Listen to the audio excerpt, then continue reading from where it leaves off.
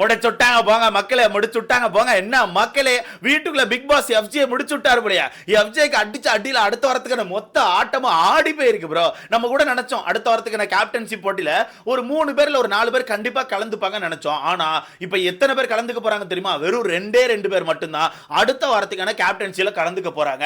அந்த 2 பேர் யார் தெரியுமா? ஒன்னு ரம்யா, இன்னொன்னு பிரஜன். இந்த 2 பேர் தான் அடுத்த வாரத்துக்கான கேப்டன்சில கலந்துக்க போறாங்க. அப்ப யோசிக்கலாம் ப்ரோ, எஃப்ஜே இந்த வாரத்துக்கான கேப்டன், அப்ப அடுத்த வாரத்துக்கான கேப்டன்சி போட்டில அவ கலந்துக்கணும்ல ப்ரோ. எஃப்ஜே ஏன் ப்ரோ இங்க வரலன்னு கேட்டீங்கன்னா, அங்க தான் பிக் பாஸ் ஒரு தரமான சம்பவத்தை பண்ணியிருக்காரு.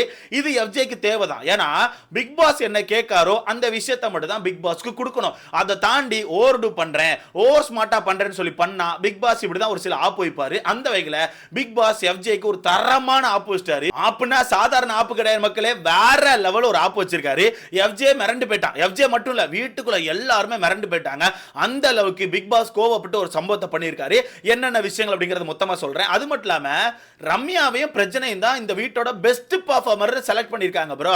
இதை எங்கிட்டு போய் சொல்லி முட்டன்னு எனக்கே தெரியலையே. ரம்யா பெஸ்ட் பெர்ஃபார்மரா? எம்மாடி எம்மா, என்னடி இது? ஏங்க இவங்க எனக்கு புரியல ப்ரோ.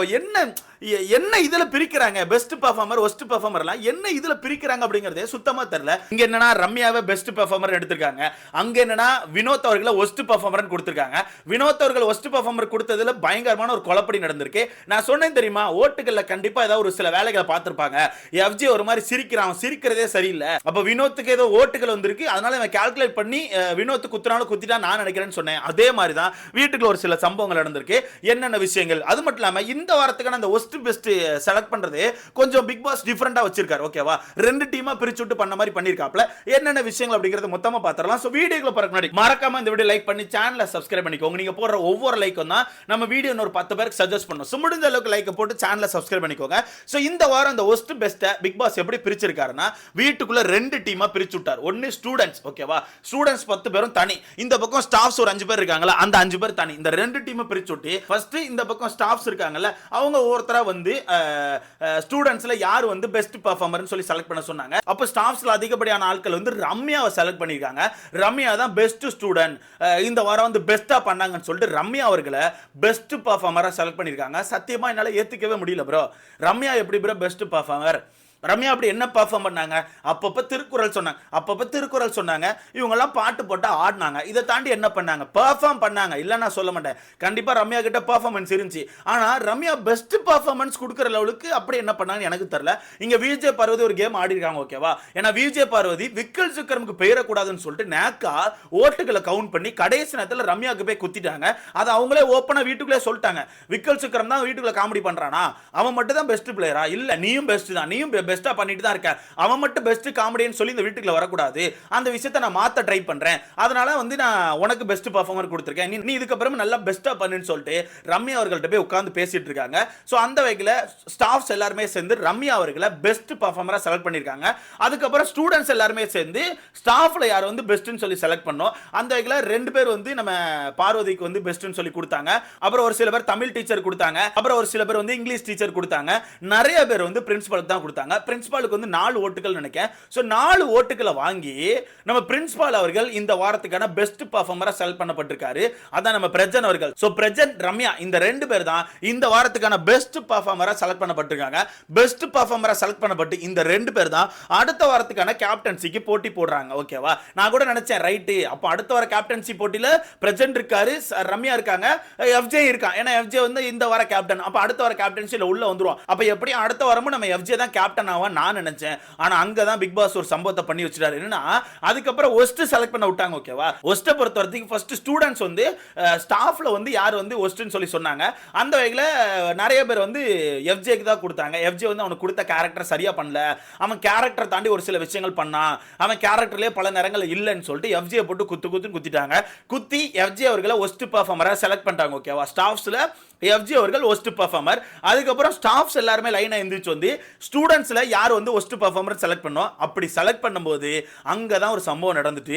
ஏன்னா ஸ்டாஃப்ஸ் பொறுத்தவரைக்கும் மொத்தமே 5 பேர் தான் இருக்காங்க, ஓகேவா. அப்ப 5 பேர் இருக்கும்போது அவங்களுக்கான ஓட்டுகள் அப்படிங்கிறது தாறுமாறா பிரிஞ்சு போயிட்டு இருக்கும்.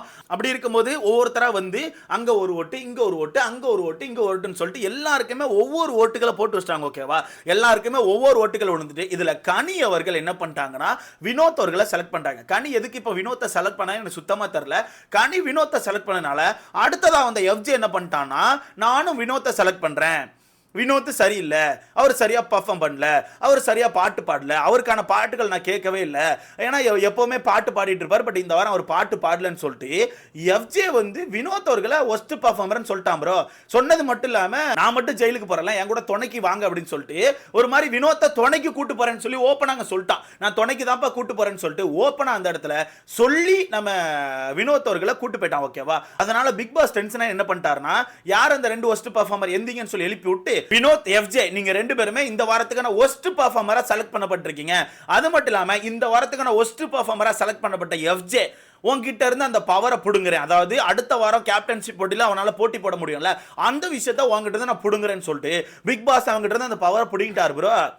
அது வரத்துக்கு வீட்டுக்குள்ள எல்லாரும் சிரிச்சுட்டு தான் இருந்தாங்க. ஏன்னா எஃப்ஜே பொறுத்த வரைக்கும் வினோத்தை வாண்டடா தான் ஜெயிலுக்கு கூட்டு போறான்னு சொல்லிட்டு ஃபன் பண்ணி சிரிச்சிட்டு இருந்தாங்க. அங்க வினோத் என்னன்னா கடந்து கதறிட்டு இருந்தார், ஐயா நான் நல்லா பண்ணையா ப்ளீஸ் என்ன விட்டுருங்கன்னு சொல்லிட்டு அவன் உட்காந்து கதறிட்டு இருக்காரு. அப்போ ஒரு சில டயலாக்லாம் விட்டாரு, நல்லாவே இருந்துச்சு. ஐயா வேற ஒரு வியை கூப்பிடுறதுக்கு பதிலா இந்த வியை கூப்பிட்டீங்க ஐயா, தயவுசெய்து மாத்தி ஓட்டுகளை போடுங்கன்னு சொல்லிட்டு உட்காந்து கதறிட்டு இருந்தாரு. ஆனா எஃப்ஜே வினோத்தை சொல்லிட்டு போய் உட்கார்ந்துட்டார்ல, அதனால இவங்க ரெண்டு பேரும் எழுப்பி விட்டு பிக் பாஸ் என்ன பண்ணிட்டாருன்னா எஃப்ஜே கிட்ட இருந்து அந்த பவரை புடுங்கிட்டாரு. அடுத்த வர கேப்டன்ஷிப் போட்டியில எஃப்ஜேயால கலந்துக்க முடியாது. இது மிகப்பெரிய மைனஸ் ப்ரோ எஃப்ஜேக்கு. இதை சொல்லிட்டு பிக் பாஸ் கடைசியில் ஒன்று சொன்னார், என்ன தெரியுமா? எஃப்ஜே புரிஞ்சா அடுத்த வாட்டி நான் என்ன கேட்கணும் அதை மட்டும் சொல்லுங்க, நான் கேட்கறதை தாண்டி நீங்க சொல்லாதீங்கன்னு சொல்லி ஒரு அடியை போட்டார். அது எதுக்கு சொன்னார் தெரியுமா? இதுக்கு தான். வினோத்தை வந்து என் துணைக்கு தான் கூட்டு போறேன், நான் மட்டும் தனியாக போக முடியாது, நான் வினோத்தையும் கூட்டு போறேன்னு சொல்லி வினோத்தை வாண்டடா குத்தி கூட்டு போனார் தெரியுமா? அதுக்காக தான் பிக் பாஸ் வந்து டென்ஷனா இந்த ஒரு விஷயத்தை பண்ணிட்டாரு. இப்போ மிகப்பெரிய மைனஸ் ஆயிடுச்சு எஃப்ஜேக்கு. அடுத்த வாரம் கண்டிப்பா நாமினேஷன்ல வருவான். மக்கள் வேற எஃப்ஜே மேல சரியான கோவத்துல இருக்காங்க. கண்டிப்பா குத்துன்னு குத்தி அடுத்த வாரம் எஃப்ஜே வெளியெடுக்கிறதுக்கான வாய்ப்புகள் கூட இருக்கு. இது வந்து எஃப்ஜே பண்ண மிகப்பெரிய தப்பா நான் பாக்குறேன். ஓகேவா? இதுல வினோத் பாவம் கடந்து கதறாப்ல, ஐயா நான் பெஸ்டா பண்ணையா என்ன விட்டுருங்க ஐயா, ஏன் இப்படி பண்றீங்கன்னு சொல்லிட்டு வினோத் கடந்து கதறாப்ல. பட் என்ன பண்ண முடியும்? ஒன்னும் பண்ண முடியாதுல. இங்க தான் பாருக்கான உண்மை முகம் வெளியே வந்துச்சு. ஏன்னா பார்வை பொறுத்தவரை ஒரு மாதிரி நல்லவங்க மாதிரி போயிட்டு இருக்காங்கல்ல, அப்படி போயிட்டு இருக்கும்போது இங்க அந்த வினோத் மேட்டர் போயிட்டு இருக்கும்போது ஒரு மாதிரி சிரிப்பா தான் போயிட்டு இருந்து. அதுக்கப்புறம் பிக் பாஸ் வந்து எஃப்ஜே கிட்ட இருந்து அந்த கேப்டன்சியை புடுங்குறேன்னு சொல்லி சொன்னார்ல, சொன்ன உடனே வீடு ஃபுல்லா சைலண்ட் ஆயிட்டு. ஆனா ஒருத்தர் மட்டும் சிரிக்கிறாங்க, ஒருத்தர் மட்டும் சிரிச்சுக்கிட்டு பக்கத்தில் உள்ளவங்க பார்த்து அப்படின்னு சொல்லி அவங்களுக்குள்ள இருக்க ஆனந்தத்தை எப்படி வெளிப்படுத்தன்னு தெரியல, பயங்கரமா சிரிக்கிறாங்க. உடனே அதை பார்த்த பிக் பாஸ் என்ன பண்றாருன்னா அதுக்கு ஒரு வாய்ப்பு கொடுக்காரு. என்னன்னா, வாங்க விஜய் பார்வதி ஸ்டோர் ரூம்ல ஒரு விஷயம் இருக்கும் எடுத்துட்டு வாங்க, ஒரு லெட்டருக்கு எடுத்துட்டு வாங்கன்னு சொல்லி ஸ்டோர் ரூமுக்கு அனுப்பிடுறாங்க. ஸ்டோர் ரூமுக்கு போன நம்ம விஜய் பார்வதி குத்த ஆட்டம் போடுறாங்க. கடந்து ஒரே ஆட்டம் தான். ஏன்னா அவங்களுக்கு ஒரே ஆனந்தம். எப்பா அடியப்பா எஃப்ஜே கிட்ட இருந்து பிடிங்கிட்டாங்கப்பா, நம்ம பிளான்லாம் சக்ஸஸ் ஆயிடுச்சுப்பா, நல்லபடியா நான் தப்பிச்சிட்டேன்ப்பான்னு சொல்லிட்டு ஒரே ஆட்டம். அவங்க சரியான ஆட்டத்தில் இருக்காங்க. ஆனால் ஒன்று ப்ரோ, ரொம்ப ஆட்டம் போட்டா டப்புன்னு கீழே விழுந்துருவாங்கன்னு சொல்லுவாங்க. அணைய போகிற விளக்கு தான் பிரகாசமாக எரியும்னு சொல்லுவாங்க. அக்கா ரொம்ப பிரகாசமாக எரிஞ்ச மாதிரி இருக்கு. ஒருவேளை அணைஞ்சிச்சுன்னா ஒன்றும் சொல்கிறதுக்கு இல்லை. ஸோ பார்த்துக்கோங்க.